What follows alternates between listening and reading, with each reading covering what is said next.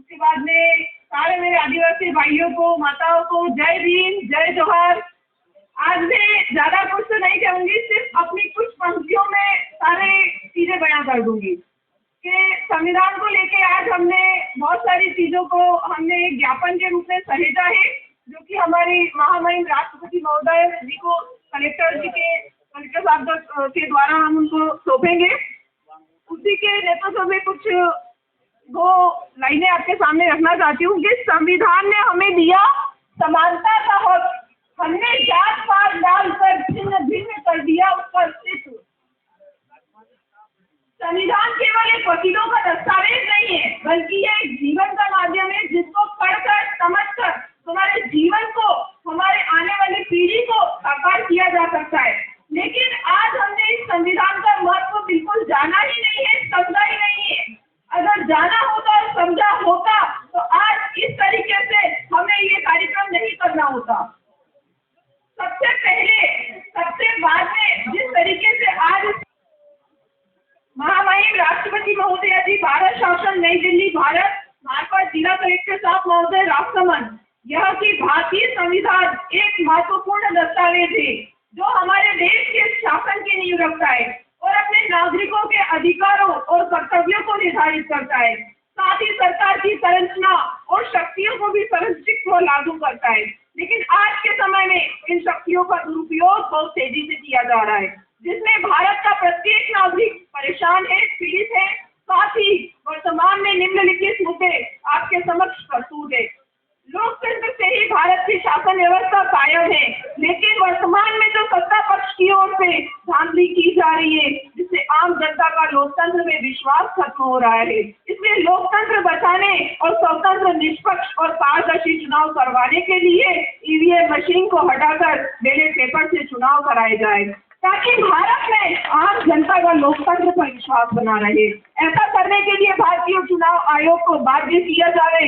यदि भारतीय चुनाव आयोग द्वारा ऐसा नहीं किया गया तो लोकतंत्र बचाने के लिए समस्त बहुजन समाज संविधान रक्षा दल के नेतृत्व में ईवीएम के विरुद्ध उग्र आंदोलन करेगा, जिससे होने वाले परिणामों की जिम्मेदारी आप प्रशासन की रहेगी।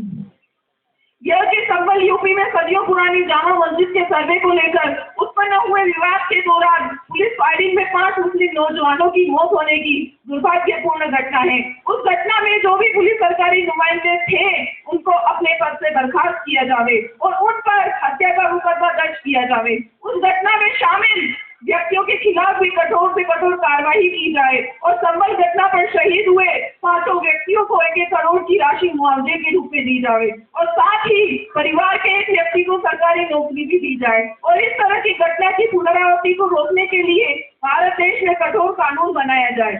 यह कि अभी जो प्रेजेंट में जो मुद्दा चल रहा है हमारे गरीब नवाज का, उसके ऊपर में अब ये लाइन है, यह कि प्लेसेस ऑफ वर्शिप एक्ट 1991 पूजा स्थल अधिनियम देश में बढ़ते सांप्रदायिक तनाव को कम करने के लिए बनाया गया था। लेकिन इस एक्ट के स्पष्ट प्रावधानों के बावजूद अदालतें भी ऐसी मांगों पर गैर जरूरी तत्परता और जल्दबाजी से प्रतिक्रिया कर रही है।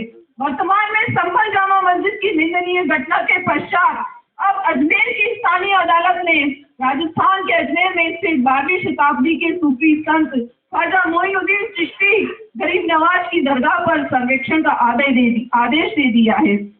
यह दरगाह एशिया में केवल मुस्लिमों के लिए ही नहीं बल्कि सभी भारतीय नागरिकों के लिए सबसे पवित्र सूफी स्थलों में से एक है और 800 सालों से मौजूद है। और सूफी कवि अमीर खुसरो ने भी अपनी किताब में इस दरगाह का जिक्र किया है। इस एक्ट के तहत किसी भी धार्मिक स्थल को किसी भी अदालत या सरकार की तरफ से बदला नहीं जा सकता।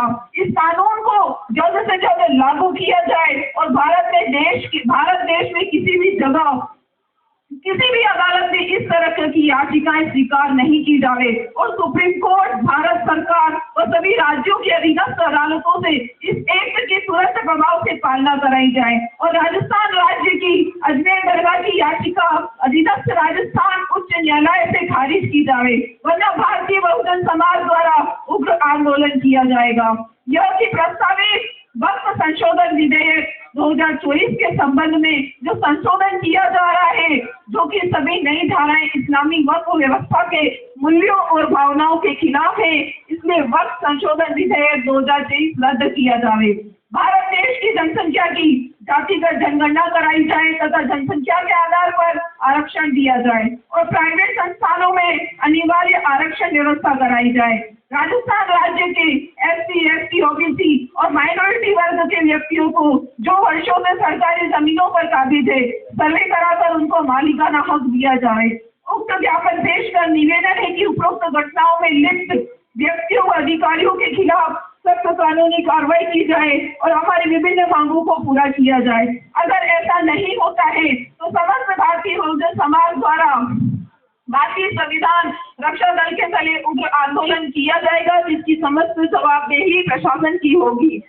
मैं इस ज्ञापन के माध्यम से हमारे आदिवासी भाई जो कांटी भाई रोड बैठे हैं, उनसे भी विनती करती हूँ कि हमारा जो ये संदेश है वो आगे तक पहुँचाया जाए और हमारी विभिन्न हम सबकी मांगे हैं जिसको पूरा किया जाए। शुक्रिया, धन्यवाद।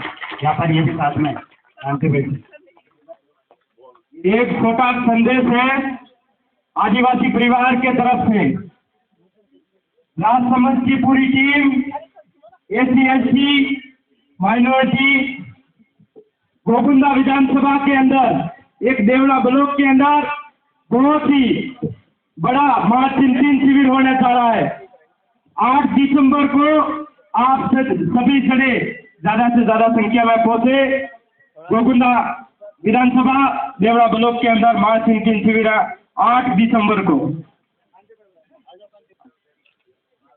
आगे में जो